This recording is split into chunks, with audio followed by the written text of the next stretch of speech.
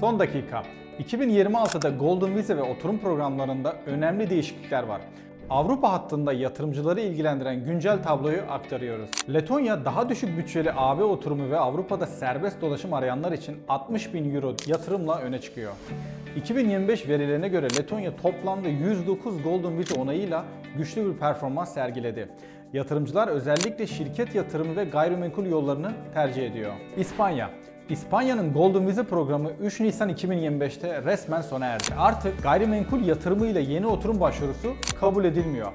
Ancak dijital nomadlar, yüksek nitelikli çalışanlar ve pasif gelir temelli oturum başvuruları ile yeni ve geçerli oturum fırsatları hala aktif. 2026'da doğru ülke, doğru program ve doğru strateji her zamankinden daha önemli. Son gelişmeler ve en doğru rotayı belirlemek için bizi takipte kalın.